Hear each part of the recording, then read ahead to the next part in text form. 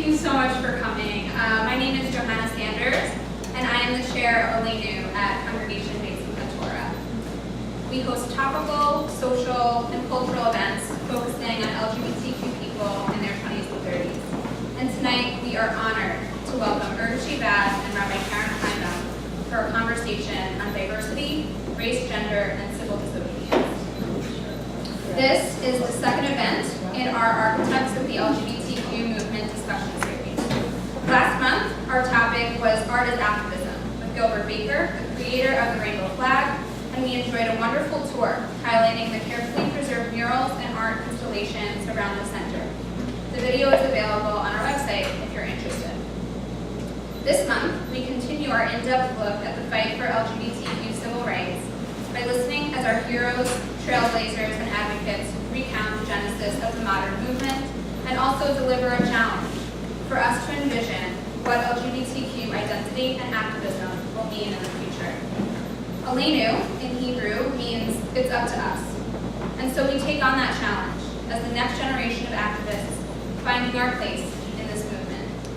It is now my great pleasure to introduce our speakers, Urvashi Vaid and Rabbi Sharon Kleinbaum. Urvashi Vaid has been at the forefront of the LGBTQ movement for 3 decades. She is unquestionably one of our movement's strongest advocates, and her track record speaks for itself. Vaid served the National Gay and Lesbian Task Force, the oldest national LGBT civil rights organization, for over 10 years in various capacities, including executive director.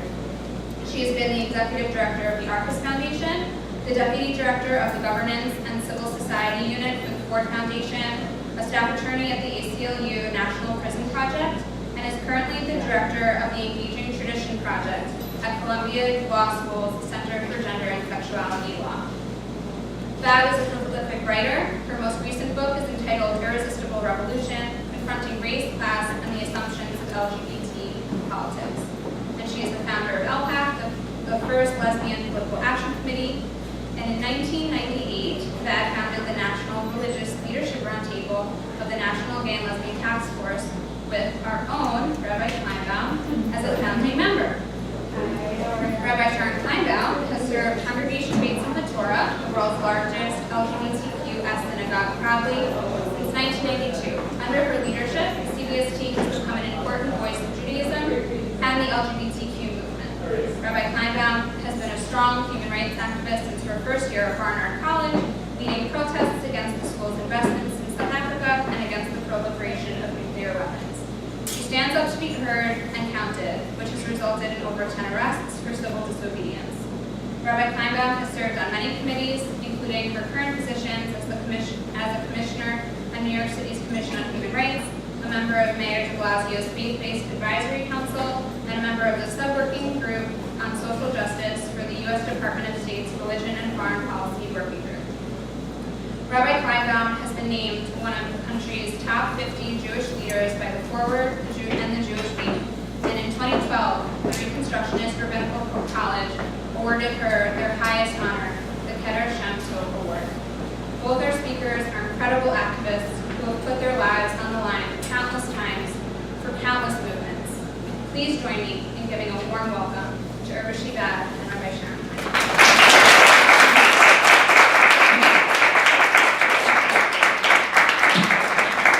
Thank you so much, Joanna. And thank you all for coming tonight. What we decided to do was, I thought I wrote a few things because I'm a nerd, and I tend to write out. Can everybody ideas. hear? And You make it a little louder. hello, is that better? Just the volume. Oh, I don't know where the volume is. I think if you hold the If you microphone just closer are to close to the you. mic. Or close to the mic. All right. And so I had to say this, but neither of us prepared to talk about the history and the architecture of the movement that from looking backwards. My interest is in looking at the present and looking forward. So I hope you don't mind, but I'm happy to answer any retrospective questions that anybody has that I'm happy to talk about. The poet June Jordan wrote, "There is difference and there is power. And who has the power determines the meaning of the difference." Truer words have never been said. That's what I think about diversity. There is difference and there is power. And who has the power determines the meaning of the difference. So the only way I know how to answer the question of how we achieve diversity is to focus not just on identity, but on power, on processes that allow participation, engagement, and accountability from the institutions that have power over our lives. I'm interested in building the power, the hardware, the software, the operating systems of these institutions. I'm interested in participatory decision-making processes, which are conscious of race, class, gender, and sexuality dynamics, and I'm interested in changing the politics of our country. When you look at the LGBT movement today, we all know something to be true, and this truth is that race and gender identity and expression, money, age, ability, HIV status are among the factors that are barriers for many of us to the realization of full lived equality. We know this to be true, but our movement, the queer movement today, in my opinion, as it's currently configured, does not address these issues. Think about poverty. According to the Williams Institute at UCLA, poverty rates in the LGBT community are really high. They estimate that 7.6% of female same-sex couples and about 5% of male same-sex couples live in poverty. 15% of transgender people have incomes less than $10,000 a year, compared to 4% of the US population.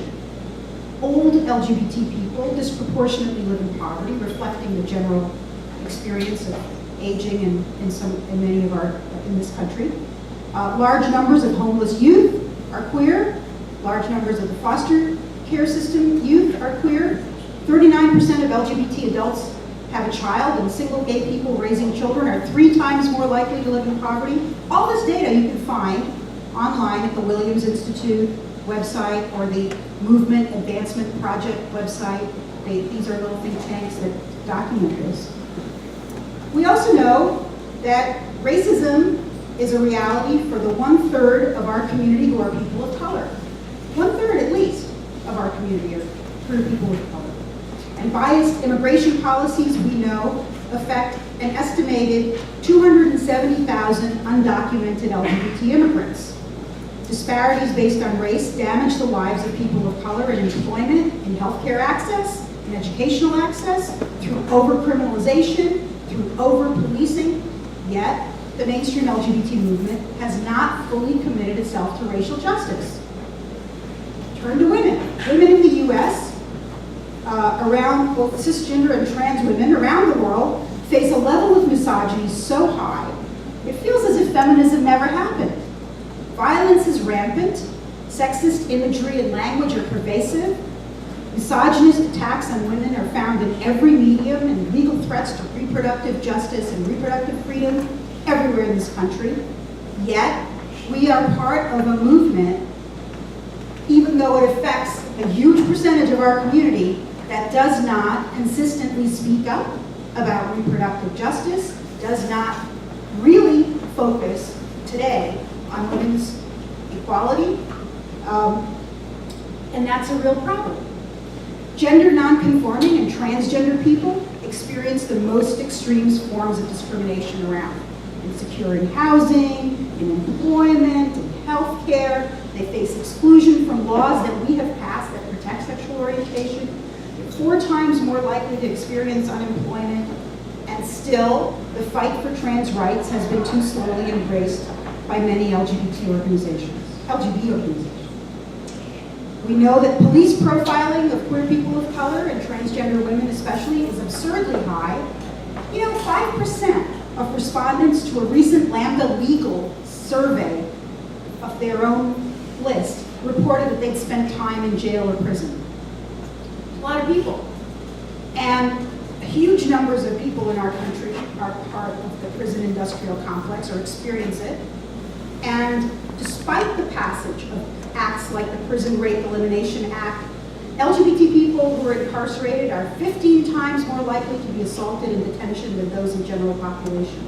Yet, criminal justice policy is not yet a centerpiece of our agenda.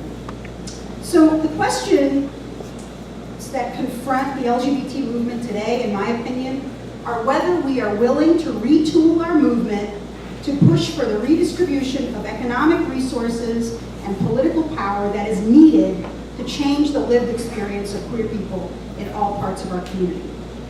So there are at least 4 ways in which an LGBT movement that's thinking about social justice, that's thinking about addressing these problems that I'm talking about, there are 4 ways that a new movement, would differ from the one that I've helped build and that I'm still working in, but that I'm so critical of. Okay? It's a self-criticism. I'm not going to like me. First, this new movement would focus on inequality as much as it focuses on equality. Second, this new movement's infrastructure would be decentralized and stronger in the states than it is at the national level, and that its organizations, its infrastructure would not just be LGBT-centered, but progressive with a queer focus. I think we need to flip it. Third, this new movement would be oriented towards building governing power for progressive values, which include us, but are not values. And fourth, this new movement would retain a really strong focus on the right wing, on the religious, economic, political, and cultural right. This right that stands for authoritarianism, for fundamentalisms of all kind, for political and social and sexual repression. So if you don't mind, I'll speak a little bit and outline, sketch these out a little bit, and then we can hear from the rabbi and from everybody. I'm not familiar with this Williams article. Where was this published, and if you have any data where they got all these people, or how many people they polled? I'm not very familiar with that at all. Sure. The Williams And this is from Institute UCLA, you is said? UCLA Law School. They're based there. Oh, this is from their law school. Yeah. Okay. That's the, and their data, these data are based on analysis of the U.S. Census, Oh, this came off the census. Okay. where there's a way to figure out Yeah, there's- same-sex couples. They don't ask the question about LGBT identity yet, but I thought they do. they don't. Okay. It's going to be on this census. That's going to be. So equality and inequality. So I'm arguing that a critical part of queer work involves enabling all parts of our communities to experience freedom and opportunity and dignity in their daily lives. That's why our agenda needs to focus on lived equality, on changing the lived experience of all parts of our community, not just the legal rights.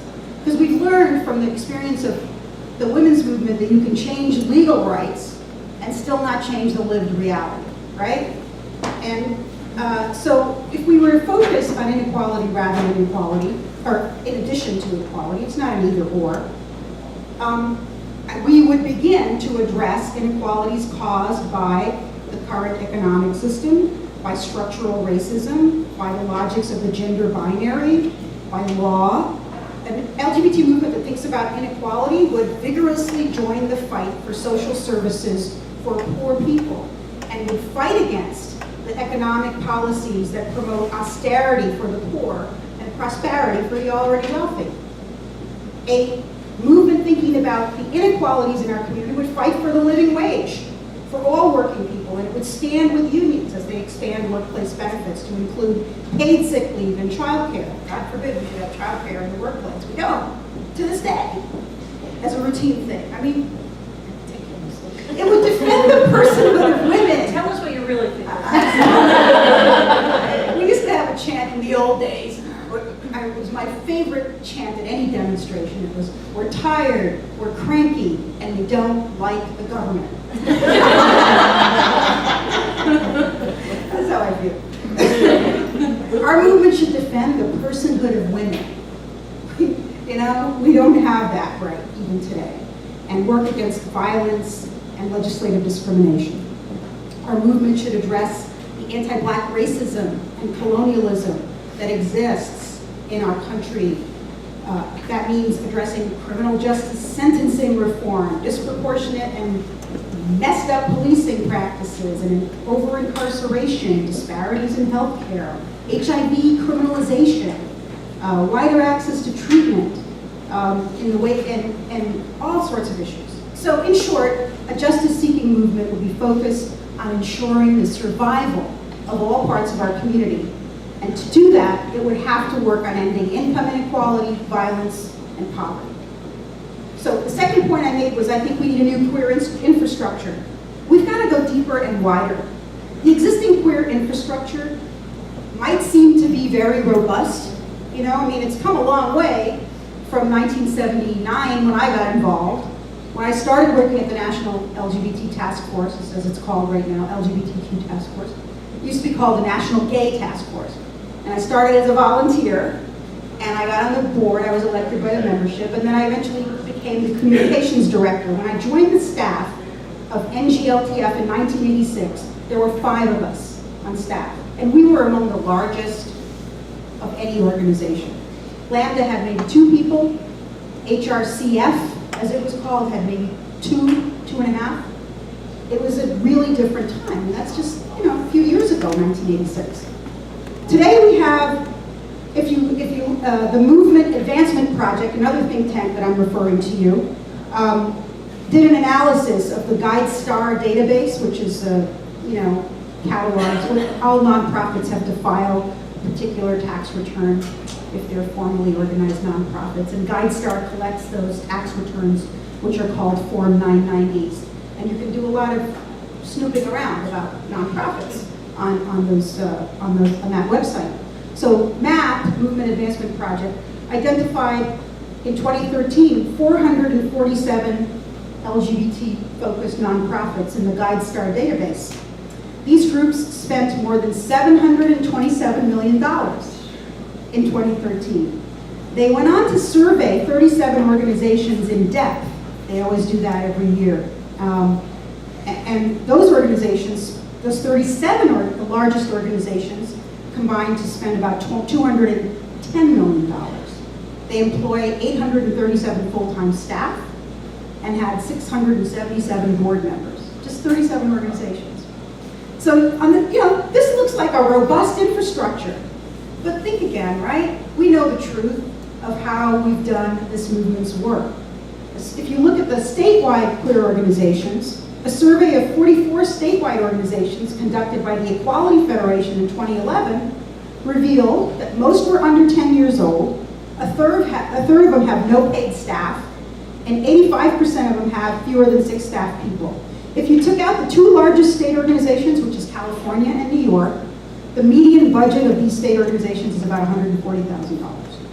So these are the groups in Illinois, Texas, Florida, Georgia, South Carolina that are trying to fight for legal rights and equal protection under the law in the state legislatures. Tiny, tiny infrastructure.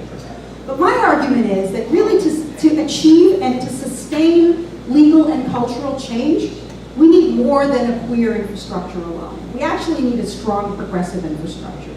I think we do and will and always will need LGBTQ specific organizing because, look at the center, here we are. There is a unique way that we take care of ourselves and our own. We can provide services to ourselves in ways that I don't think anybody else can. So I do believe in a queer infrastructure that works to take care of people, the service organizations, community centers, health groups, HIV groups, youth groups, and so on. But I think politically, the way we're going to win is to have a progressive infrastructure that's queer inclusive.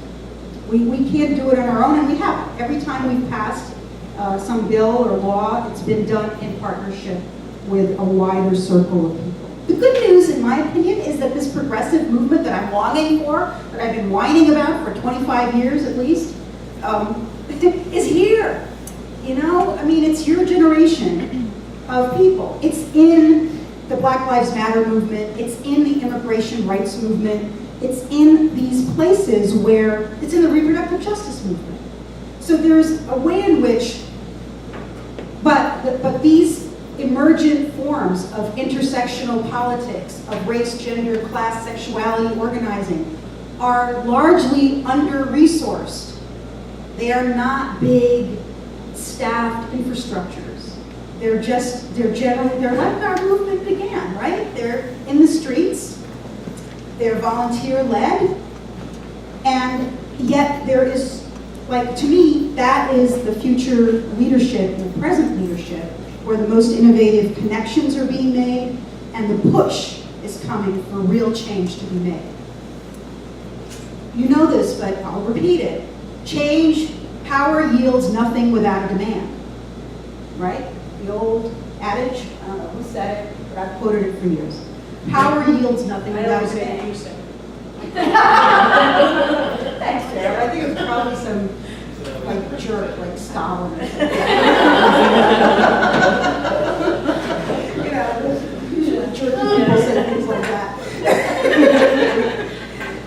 But what I've always gotten from that sort of thing is that, you know, why did things change, for example, around the FDA and the accelerated drug development process? It happened because there were people in the streets act up, screaming and protesting and pressuring and demanding that. It didn't just happen on its own. On its own, accelerated, parallel track, expedited compassionate release, getting drugs out faster would not have happened.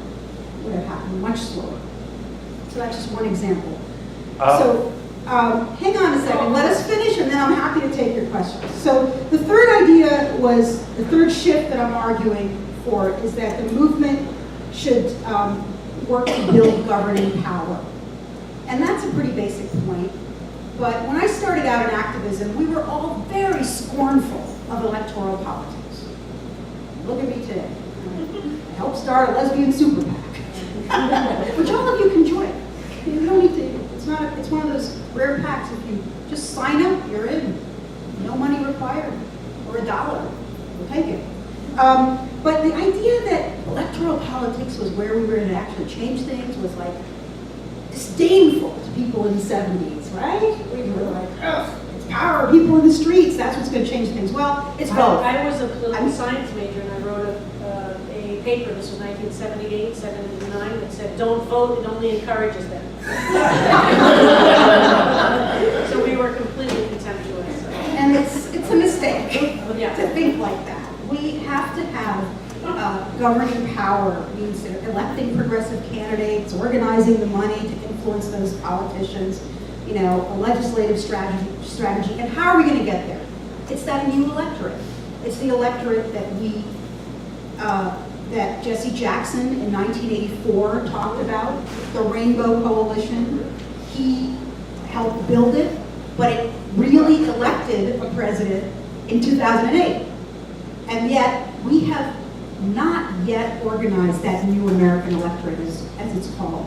It's, Democratic Party is a disaster, and it's the best we have, but it's a disaster. It hasn't really organized a new American electorate of progressive men and women, of African American voters, of Latino voters, of young people. Okay, young audience, young people.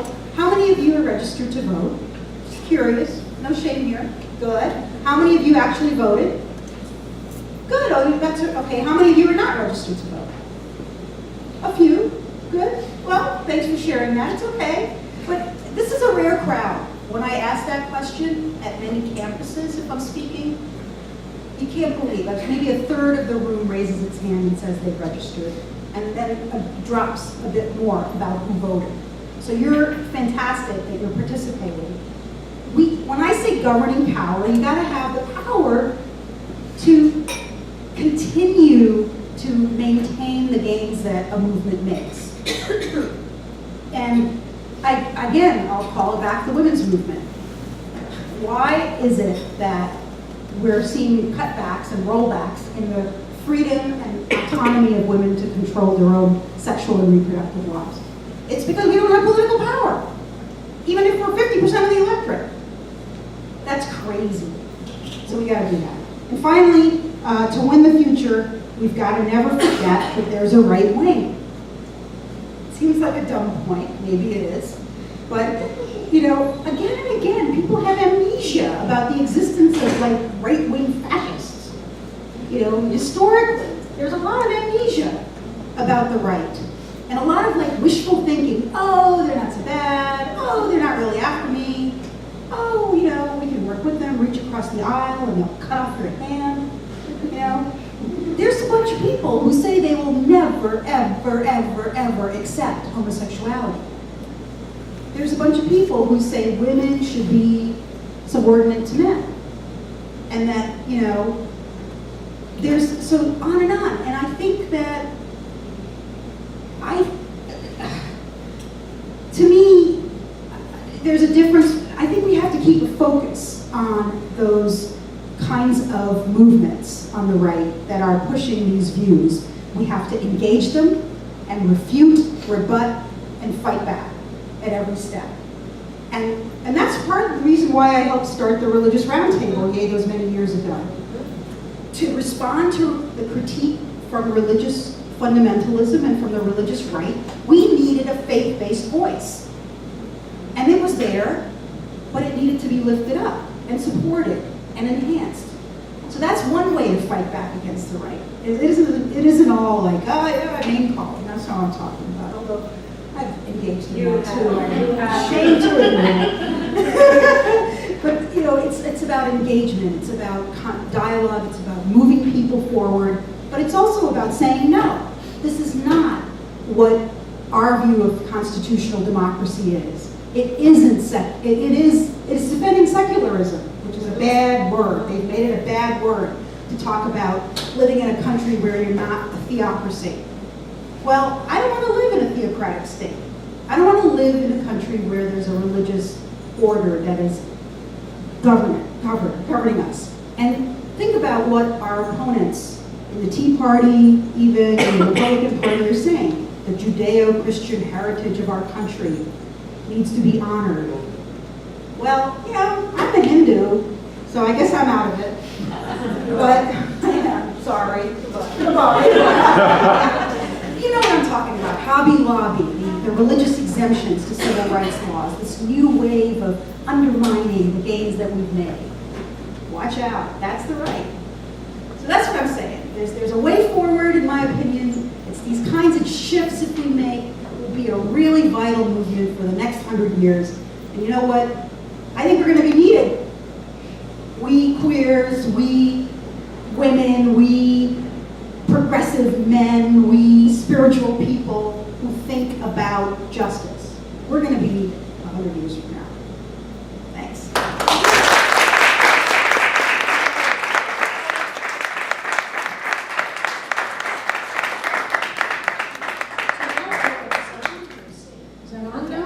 So now what we're going to do is I'm going to ask Urvashi some questions based on her talk and other things that I know about her and her history. And then Urvashi will respond, ask me some, and then we'll open it up a little bit so we'll go into some conversation about this.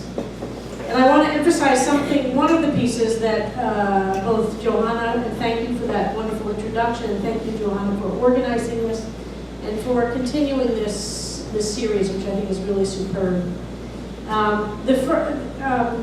Urvashi's role in 1998 was essential to raise this issue of the role of religion because at that time they were the only people speaking out really in an organized way on behalf of gay rights were civil rights kinds of lawyers.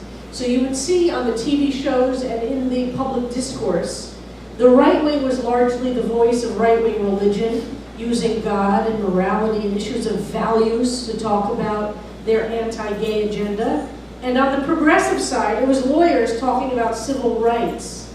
Those are two different discussions. One talking about values, morality, and God, the other talking about rights in society. And guess what? We needed to be able to respond to the right wing talking about God, morality, and religion as well. And it was Urvashi, a secular Hindu, who was the one who understood that the best and organized this pre-conference day to the Creating Change Conference, I think it was 1998, where she called together a bunch of us who had been laboring in the religious vineyard to come together and have a roundtable discussion of how were we going to bring together the progressive voices in the gay, we didn't use the word queer then, the gay and lesbian world, to be able to have a religious voice to counter the religious right. And that's very important. And it was really starting there that there was a sense that we needed to have a progressive LGBT religious voice in order to counter the religious right, and that we would lose the fight if we exclusively focused on a rights-based narrative. And very few people were raising that paradigm, and I think we learned not only from the women's movement, Urvashi, but also from the struggle for civil rights, that the civil rights movement focused exclusively on a rights-based narrative to measure success. And on a rights-based narrative, the civil rights movement did pretty well. We can argue that legally, racism was outlawed in this country in all different areas of public accommodation, employment, etc. Nobody in this room could say that racism has been defeated in this country by any means. That if we only focus on a rights-based narrative, we will not be successful. Urvashi was really one of the first in our movement to understand that and to apply this framework. And then, not just to apply I it. was one of the first. Who was That's one of the very first? kind of you. You tell me who was. There were very few people. Well, I think that, when you look at the history of, like back in, I was influenced, for example, Yeah. by the Combined River Collective Statement Uh-huh. in 1977. I was influenced by the way Audre Explain Lorde what that made is, connections. just because There this was is a group definitely in where- Boston that of black feminists that started organizing around the murders of black women in Boston in that moment, and they eventually ended up writing a statement that became like, you can find it online, Combahee River Collective. I don't know where the name came from. There it is, and I should know this. And I remember I was in college, and we heard about it. You got to tell. It was pre-internet, so there must have been some bookstore somewhere that had a pamphlet, because that's how we would hear about things. You'd go to the little queer or feminist bookstore and run to get the latest issue of whatever journal or paper came out, because it was all newsprint. Nothing, and somebody must have Xeroxed it, mimeographed it, and brought it there. And so we brought one of the organizers to speak at my campus, and it was like so influential. It was a statement of intersectional practice, of things are connected, that sexuality and gender and race, and it articulated that. So when you say, I appreciate you saying that I So I want to talk a little bit more about your influences, because I think that's really important, because what I would argue is that, well, you weren't the first to think thoughts. I'm not saying you were the first to think thoughts. Other people thought I'm some relieved. thoughts, and other people did great organizing. You did a level of organizing, Urvashi, that was, one could argue, transformed the LGBT organizational world from the work you did at NGLTF, of course, and starting there, but not limited to there, going back to your work at Gay City News, Gay Community News, GCN, we called it in Boston, which was located in Boston. You brought ideas that were simmering out into a larger discourse. So I want to ask you something about that. Okay.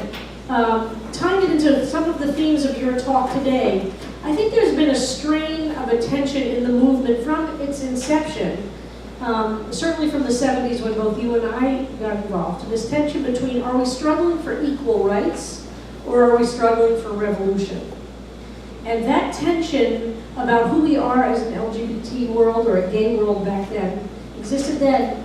And I know that you were deeply influenced to answer that question in one way, but I'm wondering if you would talk a little bit about what it was like then in terms of this tension. Are we just about getting gay rights for gay people, or are we about transforming all of society?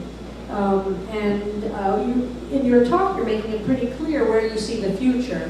And I'm wondering if you would take that theme and trace it back a little bit, and who was doing what, and where was, and we're talking about now in the 70s, which is pre-AIDS, and in the 70s there was one could say, a pretty big chasm between women and men, and that gay men were in a very different world by and large than lesbian women. And in many ways it was AIDS that brought these two communities together. So I wonder if you'd reflect back and think about this tension between, are we fighting for rights for us, Or are we fighting to change society altogether? And who is the us? Sure. And the question of for whom are we fighting Yeah. has really been the central question. And you know, one way to think about it is that if you looking backwards, a lot of queer activism and queer activists came out of social activism in other movements. Harry Hay was a communist. He was kicked out of the Communist Party for being gay and started Mattachine.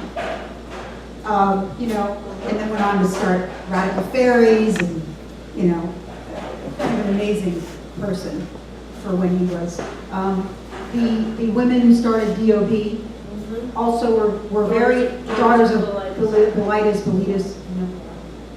You say Bilitis, I say Bilitis, you say Bilitis, I say Bilitis. I'd be very happy because Del would always say, lesbians are not a blight. It's not a blight. Okay, great, thank you. Del Martin and Phyllis Lyon were also feminists and for women's rights. And in the 60s, you know, whether it was Carl Oglesby, who was in SDS and went into Gay Liberation Front, and there were other leaders who were really active in the anti-war movement. Leslie Kagan, one of the most amazing organizers you're ever going to meet. You know, she just, any big march that you can name, she organized it. And, you know, there were lots and lots of these people, hundreds and thousands of activists who were active in these different social movements and the civil rights movement as well. And they, when we started to emerge in the 60s and 70s as a visible LGBT presence, these people brought that kind of broader politics into the movement. I'm always struck by the difference between, if you go back and you read Jim Foster, even the mainstream gays, as they were called back in the 70s, were more radical than today's mainstream gays. If you go back and read, Jim Foster was a gay Democratic leader, a white gay man in San Francisco in the 70s, who was you know, one of the leaders. He was the first openly gay person to speak at a Democratic convention. And I think it was 1976. And I think it's Randy Schultz's book that has his speech. Or you can find it was like, it talked about the war, it talked about like all of these issues, women's reproductive freedom, you know, gay rights. It was all woven in there because it was the moment, because people had come out of those movements and were connected to them and believed in them and were fighting for them. They were talking about it in our quote-unquote movement. At the same time, there was a strand of our queer LGBT movement that was very much arguing against that. They were saying, and it was Frank Kennedy was among those people, that we should really focus on gay rights, that we're not going to get anywhere. There's too many these are other issues and other movements are working on. We should really narrow the focus and talk about, you know, our sexual orientation. And gender identity wasn't in the mix. And this is the strain of thinking that I think, you know, led to the formation of Gay Rights National Lobby, which was the birthplace of the Human Rights Campaign Fund. With a very narrow focus. With the completely misnamed organization. Their human rights is not what they fight for. I wish they did. The Universal Declaration of Human Rights, if that were the platform of HRC, I'd be there. I mean, conceptually, I suppose it is, abstractly, but practically speaking, it's not. And there was a fight to get them to agree to incorporate gender identity and expression. And it was a bitter fight in the 90s. And just to recap that, it was just that, you know, just as an aside, the National Gay and Lesbian, there was a deal that Barney Frank brokered to actually pass a ENDA that, through a committee, don't know if it would have made it all the way through Congress. He thought it would have. Just say. The Employment Non-Discrimination Act, that was just, if we dropped, if it was trans exclusive. So he was saying we could have a deal to get the employment, federal law banning discrimination in employment on sexual orientation, but not on gender identity. And the National Gay and Lesbian Task Force leader at the time, Carrie Lobel, said no. The task force will oppose you. We do not want a deal which excludes the trans community. And boy, was she and the task force vilified. You're blocking progress. You know, and her position was really unequivocal. That, you know, not only do we think it's a bad idea, but we will campaign against it. And you know, that's the mainstream position now. That everybody's like, no, we want a trans inclusive federal bill. Every bill should be trans inclusive. That's a huge, that's really relatively new as a dominant position. But I digress. Keep going, but, so you're saying, so go from the Frank Kameny. I'm saying you're that became the I would say that that's, if in the framework that you're laying out, like kind of that then became emerged as. that has been the emergent view. But in a way, it's kind of a false dichotomy. I argued in my first book, Virtual Equality, that we're for both liberation and legitimation.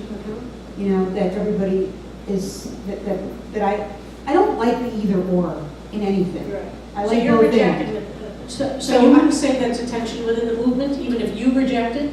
Because I would argue that, well, that you might reject it, it's a tension within the movement itself, and that people are. I think it's a tension within the movement, and the way it expresses today is between grassroots organizations that are much broader in their focus and talking about racism and working on it and talking about gender and trans issues,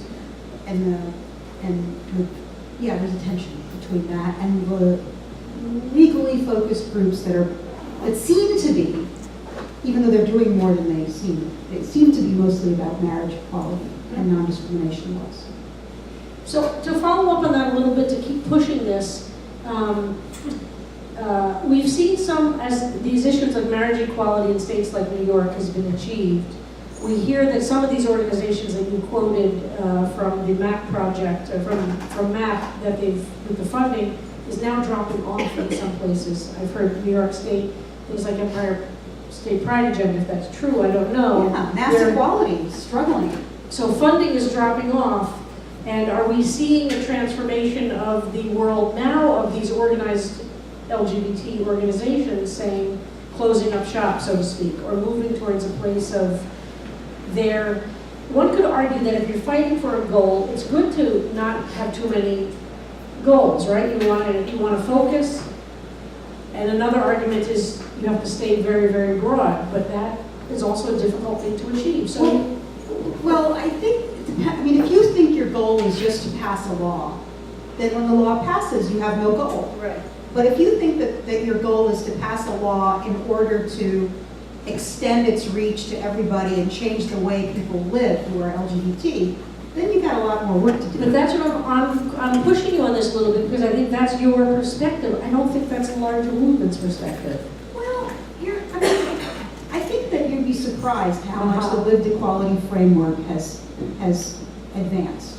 I think a lot of the funders in the foundation world are talking about that. I think it's a very influential frame.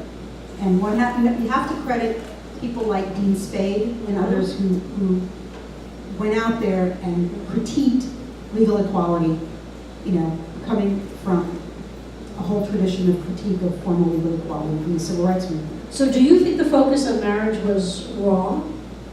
No. How do you feel about that? No. Okay, this is what makes me a bad radical. Right? I don't think the focus on marriage equality was wrong, just as I don't think, remember in the HIV/AIDS era, when not that we're over it, but before the life-extending drugs, I had so many arguments with people. Well, AIDS has taken over our movement. It's, what happened to all the other issues? And I said, well, you don't get to choose sometimes the issue. The crisis chooses you. You know, and I'm so happy that we all focused as much as we did on HIV/AIDS and built the infrastructure and pushed and pushed and pushed. It would have been insane not to do that. Similarly, the moment for marriage and the impact of marriage has been both positive and negative in terms of a movement. The positives is it turned outlaws into in-laws. What a nice thing, right? We were sexual outlaws. We reveled in it in the 70s and the 60s. You know, we were like pre-AIDS. It was all about sex. Post-AIDS, it was all about sex. But really, we were a big sexually active subculture, and we were proud of it. Straight people did not understand that. We're threatened by it. We're scared by it. But in-laws, they can understand. You know, everybody's got an in-law. Everybody understands marriage. They're like, oh, I can see. And I think that the way that nothing made LGBT people more comprehensible to heterosexual culture than marriage. Even AIDS didn't do that. So we cannot like that. We can, but I think that's why I think it's such an incredible issue. It made families and that had been homophobic have to face, well, why am I rejecting my child wanting to get married? So a lot of people argue that the success of this has been that so many people just know gay people. Do you agree with that? Like, why has this been so successful? I think that's a contributing factor, that more being out and millions and millions of people being open about who they are makes a huge difference. When we were coming up, it was rare to find openly LGBT people. You know, Gay Community News, we sent it out in a plain brown wrapper because, you know, people were terrified of getting a gay newspaper in the mail. They were afraid the mailman would know. And we would get these freaked out calls from people, my mail was open, and the mailman will know I'm gay, and I'm going to lose my job. It was just terror. The same was true at CBST, by the way, at the synagogue. And even when I arrived at CBST in 1992, the return address was a P.O. box, and it was with no return name of the address, so that people could get mail from the synagogue without anything identifying on the envelope. And I remember the first time CBST sent out a postcard, we had to have a board discussion. And so this is in the 90s. I can't remember exactly where in the 90s. We had to have a board vote to decide it was now okay to send something out with a postcard. And we actually knew who in the congregation we knew that we would reach out to. We had to send something out to the congregation saying to people, no longer, we used to have a thing where people could opt in, now we have a thing where people could opt out. And we had many people who were using, even on those mailings, had false names. This is into the 90s. Yeah. And it's very hard to kind of in some ways get back to what that head was like. To remember that. So no doubt about it that, you know, being able to be out, the space that was created by the movement to allow it more and more of us to be openly gay and more people coming out and LGBT out everywhere has made a huge difference. But I mean, back to the marriage question for a minute, where I think it's been a problematic thing is that marriage can become our abortion. You know, it could become the issue that everybody thinks is the win, and it's going to get whittled away. Yeah, I don't feel so. You know, I have this paranoid Or like streak in me voting rights. that I don't trust that once you win something, it's won forever. It gets chipped away at as long as you have an opposition. And so we've got to be careful about that. But the other way in which it's problematic is if we ourselves think, like a lot of people did, that the battle was won. You know, and it's not. Because we still have, you know, familial family homophobia, right? There's still young people, your generation, that are coming up who tell me stories about their parents rejecting them, about, you know, their churches rejecting them, their synagogues rejecting them. Absolutely. So we've got work to do, because I think that point can't be made enough, which is just because a Supreme Court decision has been enacted doesn't mean that has transformed it for eternity. And I think abortion is a perfect example of that. And the other is voting rights, which the same week that the Voting Rights Act was eviscerated, Defense of Marriage Act was transformed into a great success for us. So I think that's a very important point that people don't quite get, that just because it's been passed at this level, it means it can't be effective in the future. So I think we're gonna open it up now for questions or comments from people who are here. Johanna, do you want to call on people? Do you want us to? Okay, and we just ask people to try and keep it, pithy and questions or say something, to the point. Chef. Okay. Obviously, you said that, and Sharon, you agree that marriage made us more comprehensible, acceptable to the great majority. But maybe I sometimes wonder, but has marriage also made us more like them and more losing our, remember before age, talking about all the sex, our own special relationships with our exes, other kinds of informal relationships. So now that they accept us now because now we look more like them. But maybe we're not looking like us anymore.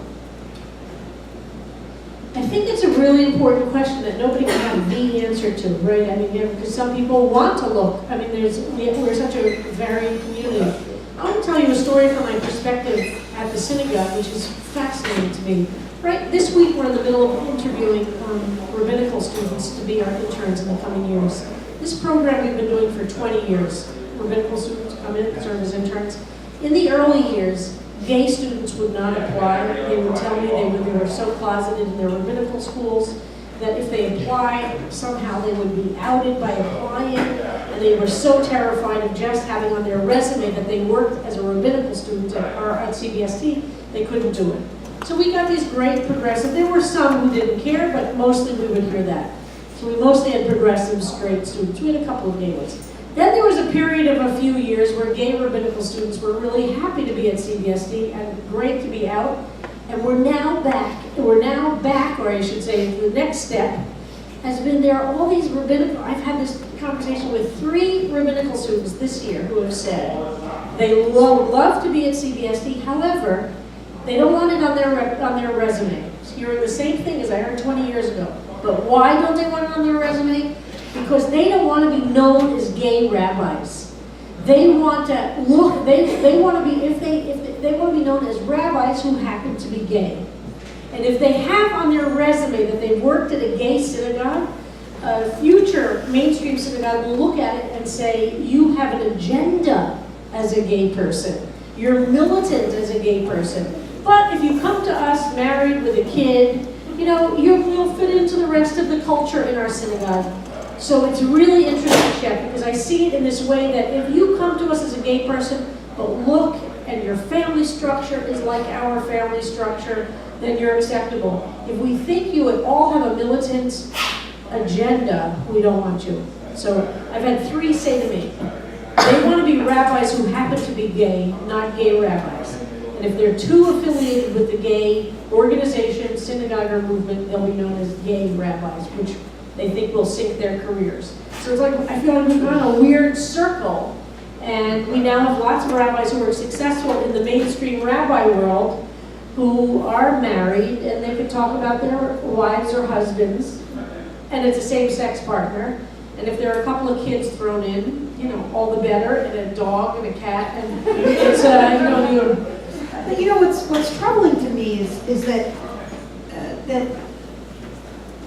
we're forgetting our own outsider experience and what that taught us. And it taught us a lot of great things that heterosexuality could benefit from. And like honesty in relationships, negotiating monogamy or polyamory or whatever you want to call it. In my day it was monogamy.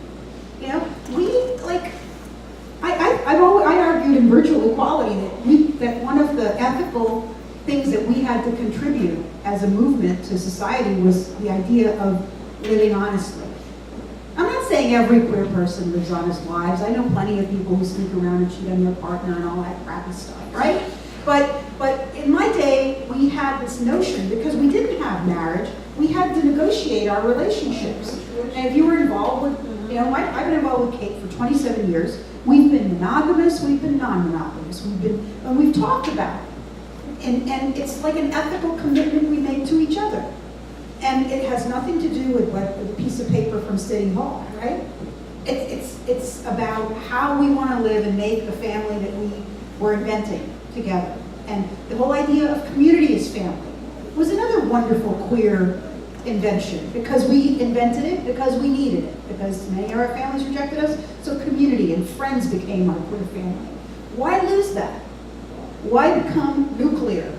I mean, so, yeah, it's a great question that we, but it has to be, like, we have to challenge ourselves. You're really asking the question about assimilation. Right. What's the price of assimilation, which lots of immigrant groups have, and in some ways, the gay community was like an immigrant group, that we were the outsiders who are not part of the society. And for the first time, we have some access. How will we negotiate? Melanie? Well, I think we have to talk about money. Money. Yeah. And that's like the Money. big. Can everybody hear? Yeah, much. And when you talk about, Ted Cruz is an immigrant, and look what he's become. He's not an immigrant. Well, He's not an immigrant. Get your facts correct. No, okay, right. Well, we're all immigrants, okay, whether we were born here or not. He's an immigrant. He's not an immigrant. And I'm not a Republican. He's not, his parents are American and they live, he was birthed in Canada. He's an American citizen. Okay, right, let's not handle, okay, but anyway. And, I've seen, a lot of the money is not coming from us, it's the other side. We want the revolution, and we're being fought against by all that money. And what scares me from what our community, you said the mainstream gays that have the money have so assimilated to go back to, they're not thinking about the revolution anymore. They were thinking about what they needed, whether it was, to get married, to bring their same-sex partner over to the United States. That's done, it's finished. I don't want any, I want the country house, and they're not thinking like that anymore. For them, the war is over. And, we need all the money. If we better, because the other side has much more money than we'll ever have. And the Koch brothers have, how do we fight that? That is a great question. I think it's like about an ethos of caring, which exists in the Jewish community, and of responsibility, of taking responsibility for the community, but also for the world, which doesn't necessarily exist among LGBT people as LGBT people. You know what I mean? You're absolutely right. That I think it does exist. We were talking over dinner about the fact that we do think that it exists among gays, LGBT people who are Jewish. There is this ethical framework, right? To repair the world. Yeah. I understand that, but the world that we have to repair is more and more broken by all of this money that, is being, how do we... We gotta chip away at it, Noemi. We gotta work at it. Like, it's Elizabeth Warren's voice. It's supporting the reforms that people are making, that Barney Frank I'm so made. worried that, we don't have that much time left, we've been at it, and it seems like, we made these little movements, we made these changes, but it seems like the struggle is going to get harder and harder because of what's... You know what this is what I think when I'm in despair. Okay, I ask myself, what did like radicals think in the 1400s? Or like the 1600s? There were people who were dissenters from whatever, like the monarchies and the, or whatever was going on in any country that you can go to. There was like the power structure and the dissenting structure. And it gives me, weirdly enough, that kind of thinking makes me feel hopeful. Because I place myself in a historical continuum. We just got to do our part. I agree with you, it's overwhelming. When you read the articles that say that, the Koch brothers have lined up or planning to spend, $1 billion or something in the next election, there's no comparable effort on anybody who's, got the values around race and gender and sexuality that we're talking about. Many of the people who are on the right, who support LGBT equality, do not support a woman's right to choose. They do not. They actively fund against it. like Paul Singer. He's been fantastic on LGBT rights, but he's like terribly anti-choice. I mean, that's like, I mean, someone like me who's standing at that intersection. Really? So you're right to be a little bit like overwhelmed, but we got it. There's still people that cared about, same-sex partners having not been discriminated by the immigration law. Couldn't give a fucking about what's going on in the detention centers without having, and they couldn't care less. Do you think there's a way to educate people who cared about partner? I think that's the fundamental question that we're faced with. How do we take the energy, the success, the power, the money that went into these big successes? We can now get married and we can serve in the Army.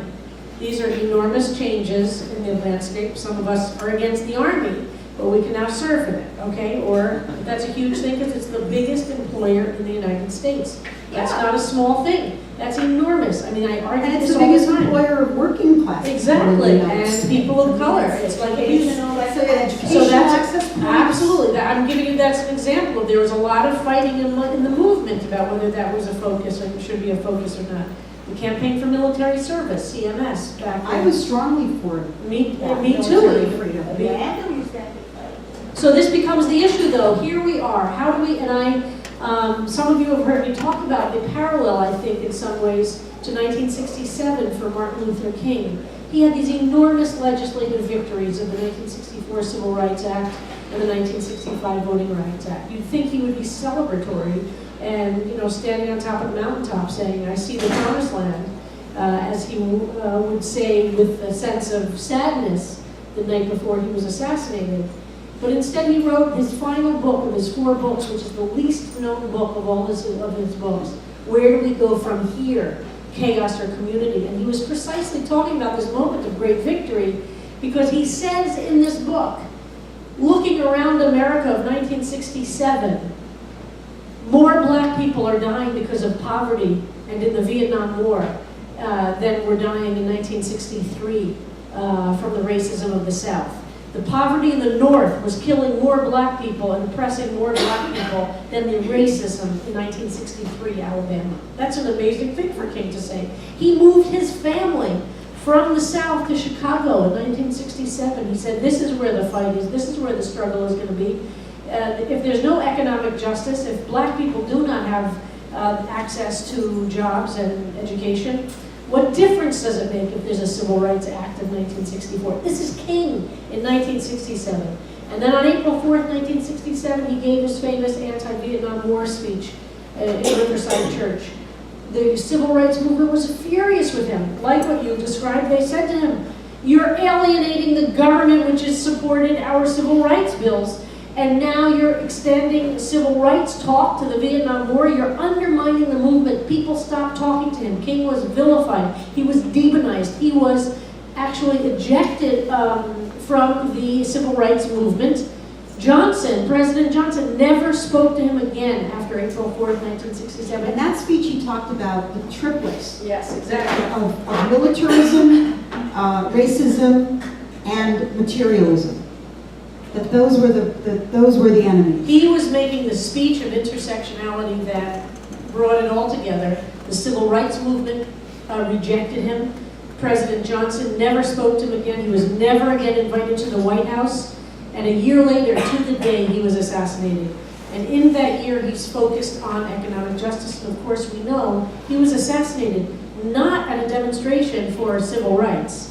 He understood he was fighting for poor white people and poor black people, and he understood that the economic system was where the source of evil existed, oppressing. And he was at the strike for sanitation workers, black and white, when he was assassinated in Memphis in 1968. And I feel like we're a little bit at the same juncture from my perspective, that we have made these huge legislative successes. And it's very possible for a lot of people have said, let's just focus on that. And there, I believe, there's a tremendous resistance from some of the mainstream and from those who have been leaders in the gay community to expand our understanding. And I understand many people have already done that expansion, but as a movement and as we're seen by America, all you have to do is watch watch these TV shows and listen to the award shows talk about gay rights, very few people are publicly making, or at least we're not making inroads in a media way. We don't have a media campaign that is talking about lived equality. That hasn't broken through. And I think that's going to be the question going forward.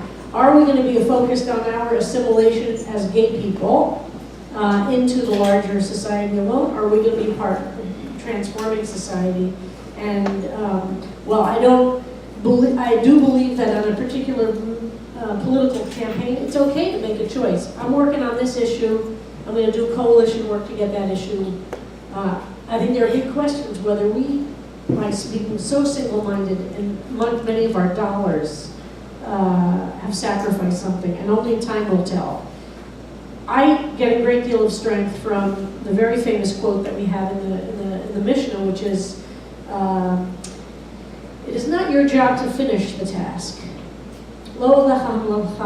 You don't. It's not your responsibility to make sure the job is finished, but that does not free you from beginning." The idea is that I really believe that. Like, I mean, this is to speak to you and to all of our level of despair.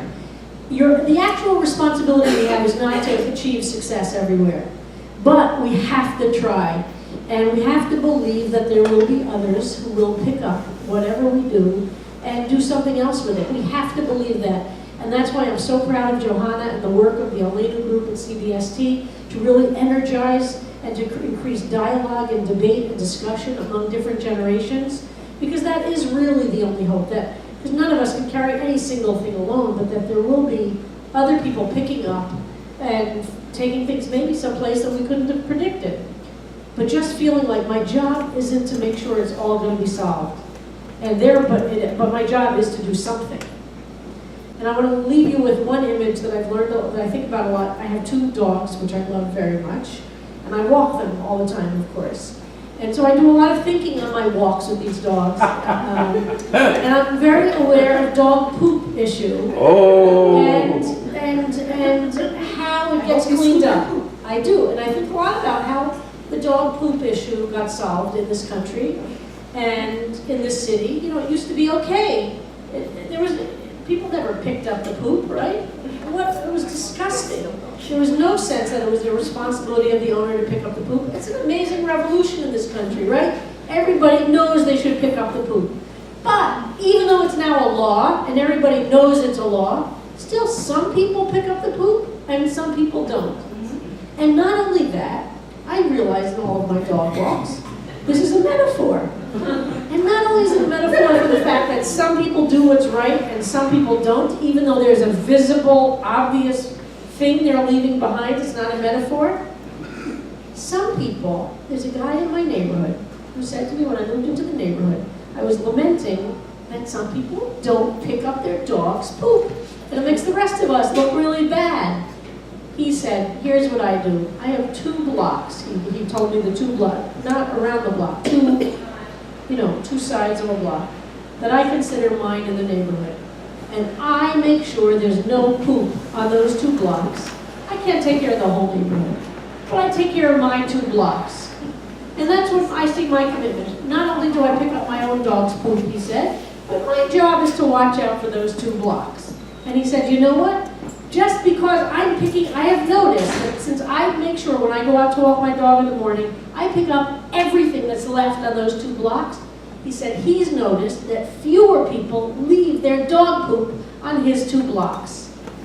And he concluded from that if the environment creates an energy about what's right and wrong to do, more people will pick up poop that doesn't belong to their own dogs and make sure it's clean. So, that's my image that I'd like to leave. We all have to pick up our own stuff in the world, right? We have to do what's right for us. But if all of us did a little bit more than our own things, we create a small environment around us which influences other people. And then other people do it on their blocks, and all of a sudden, you got to clean your neighborhood. It really, and it's very easy to... In a way, that is direct action. In a nutshell. And it's about people taking responsibility to challenge and attack a particular problem. Yeah, and say, okay, I didn't leave that poop on the ground, but I'm gonna pick that up. But I can't pick it all up, I'm just gonna focus here, and other people, I gotta trust, will take care of another part of the neighborhood. So thank you very much, everybody.